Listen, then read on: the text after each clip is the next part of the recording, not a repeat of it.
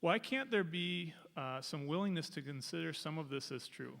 Perhaps Tolle's moment was a positive thing, as in angelic, and not demonic.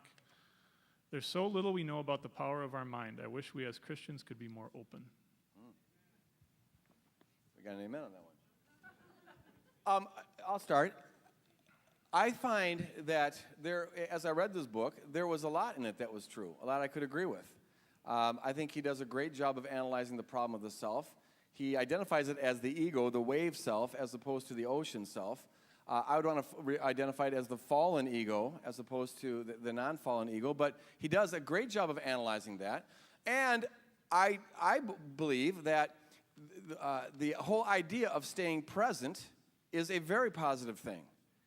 To learn that, to realize that reality is always in the now. In fact, I've been talking about that in the pulpit some. And to stay present is very important. So to that degree, I would agree with him.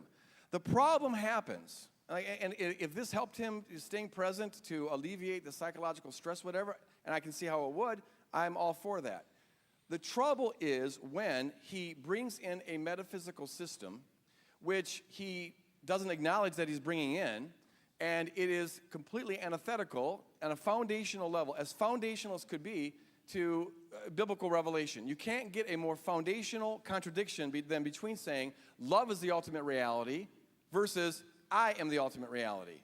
I, in my ocean self, am the ultimate reality. So the stakes are rather high, and in my view, made all the higher because there is so much good stuff, good analysis in his book.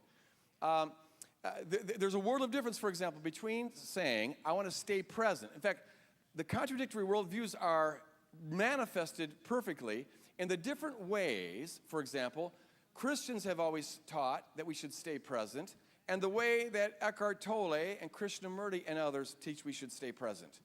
For Krishnamurti and for Eckhart Tolle, that it's all about just trying to be aware of your surroundings and to lose awareness of self and to just be, isness.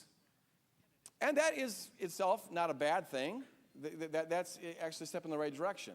But in the Christian practice of practicing the presence of God with Brother Lawrence and Frank Laubach and Jean-Pierre de Quesada and others, to be aware is first and foremost to be aware of God's presence.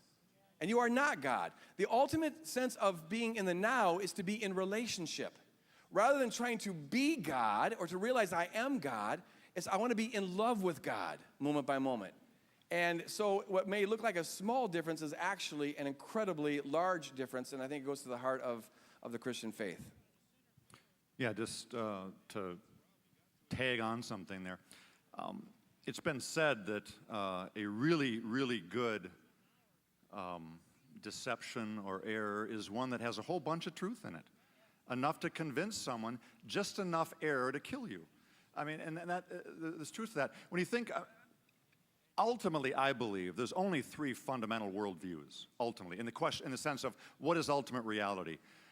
Those three basic worldviews are atheism, there is no God; theism, there's a personal God that created us, loves us, that's Christianity is a variety of that; and pantheism, all is God. So it's either no God, a personal God that created us, or all is God, including me.